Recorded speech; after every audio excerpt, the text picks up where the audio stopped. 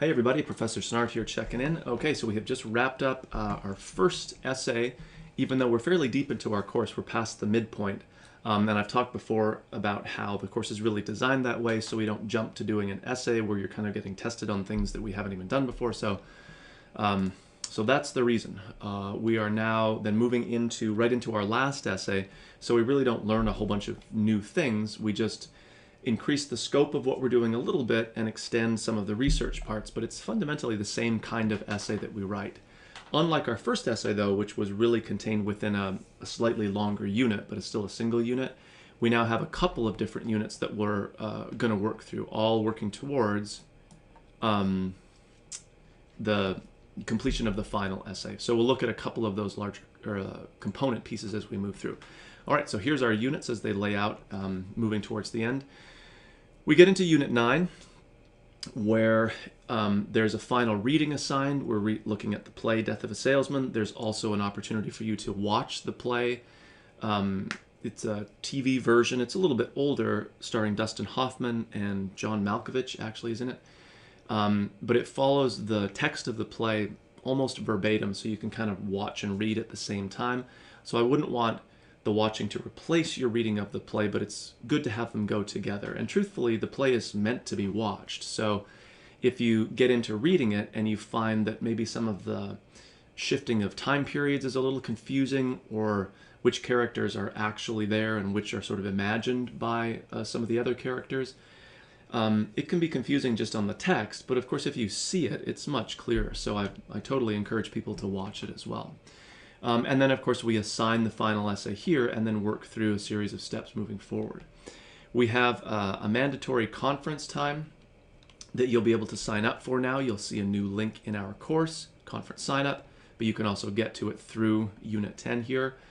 You'll see a bunch of times listed, Monday, Tuesday, Wednesday. Here we can meet face-to-face in person in my office. We can connect virtually. But it's really important that we do connect in real time, ideally to talk about or even look at, if you have some of the essay written, where you're going with it. It doesn't need to be a super long meeting, so they're kind of blocked out for about 10 minutes, but it just gives us that opportunity to connect, to really sort of take stock of where we're at.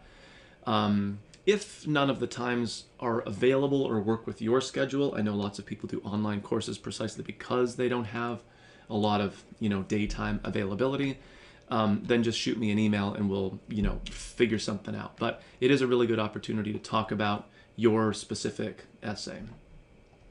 We do a very focused peer exchange, so it's not just exchange and read and hope you get some information, but it's a much more focused kind of activity. And then at the end of our course, you're submitting the final essay. So we can look at some due dates here moving forward, just to keep everyone on track. So we are now looking at Unit 9, right? Then we have our conferences. There's also a discussion board built into Unit 10. Then we have that peer exchange, and then Tuesday, October 11th, basically the end of our 8-week course, which is when your final essay is due. So not, immediate by any means, but pretty close. You'll probably have noticed how quickly the time passes as you start to work on this stuff here. All right, so let's take a quick look at the units themselves. So, the essay assignment invites you to read either Death of a Salesman or Trifles, both plays from our textbook. I haven't been able to find a great, really easily accessible video version of the Glassbell play here, so I just have Death of a Salesman provided. It doesn't show up immediately. You sort of have to monkey with the browser, but you can just find it through the link if you want to do it that way. There's a brief quiz, again, not super demanding, I think, to test your knowledge of the play, but really more to direct your attention to some of the more important aspects of it. And then, of course, the final essay assignment itself, though again not due until that October 11th date. Okay, so 5 to 6 pages, double-spaced, not including works cited. A little bit longer than our first essay, but not fundamentally a massive difference. We have a minimum of 3 appropriate and relevant secondary sources. So again, going to the databases, finding direct discussions of at least one of the primary texts that you're covering. Some reminders about library help and resources. There's lots of things that you can accomplish here online, so you don't have to necessarily be going into the library. So I think really the main difference I would say between the first essay and this one is we're still doing a literary analysis, but in this case you're developing your own topic.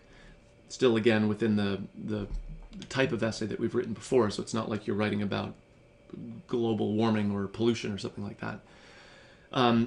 And we're doing a comparison essay. So instead of a focus on just one work, one primary text like we did for essay number 1, we're now doing a comparison. And it's really important that you actually review this doing a comparison essay, since it outlines kind of the organizational approach that we want to take. Again, this is content that we're covering within our course that I need to see reflected in that final essay. Okay, back to our assignment here. So you're picking 2 primary texts to compare. Again, we're finding similarities, not really differences. We already know that they're different. So maybe we can find a common theme or idea, a particular character type or set of character relations, whether they're, you know, brothers or sisters or parent-child relationships. We want to pick something from our course. I recommend one of the new readings that we've got here, precisely because they're new, so you're not going to be repeating yourself. And there's also a lot of good secondary sources. These are very famous works by famous authors, so you're not going to have any research hang-ups with them. Okay, so those are my recommendations for one of the 2 primary texts to be comparing. But the other one is much more open-ended. In fact, I'm encouraging people to get as creative as possible here. So you don't just have to pick something from our course or syllabus or textbook. You could, but you can get much more creative than that.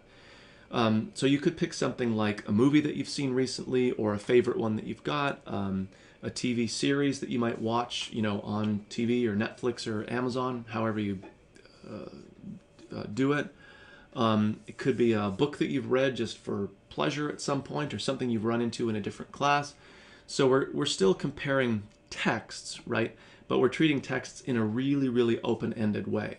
One will be a much more conventional kind, that's from our course. The other one doesn't really have to be a print-based text at all. It could be, you know, again, movie, TV show, graphic novel, piece of music I've had students do. So there's lots of opportunity there. So again, the fundamental difference here is that we have a couple more secondary sources involved than our first essay. But really that big difference is just getting the ball rolling, because here you're developing your own topic. So a lot of what we're doing up at the front end here, like for example in our discussion board for Unit 9, is really just getting that ball rolling by doing some initial brainstorming. So you're going to, by our due date, just test out some ideas. You're not locked into it, so things can certainly change, but at least in this discussion board, you're getting something out there as a possibility. And certainly if you're really stuck, you need to be in touch with me, and we can, you know, work towards a topic, or I can maybe suggest, even if not some ideas, but maybe some strategies for thinking of ideas.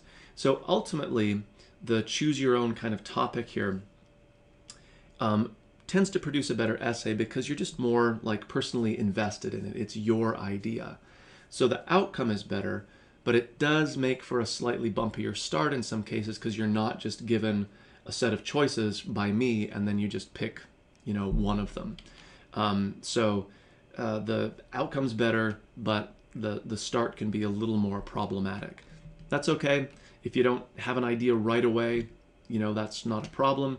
It's not meant to be easy necessarily. And again, that's why we try to work through discussion board here in Unit 9. There's another one in Unit 10 where you're just kind of filling in the pieces with some ideas, some potential texts you want to deal with, potential topic idea, even if it's not really a thesis just yet. And then we start adding in the sources. So again, we put the pieces together as we go. All right, so now more than ever, certainly since we're in that kind of invention stage, or the stage of just developing a topic, it's really important to be in touch with me, right? Especially if you're stuck, or if you have a couple of ideas and you can't quite choose. If you have a really clear idea, but you want to just make sure that it's going to work for our purposes, you can definitely be in touch with me. Okay, so keep your eye on those due dates moving forward, so you know not just what's immediately around the corner, but also how our course kind of lays out as we move towards the end here. And again, be in touch with me with any questions or concerns that you might have, especially as we begin to develop that topic for our final essay.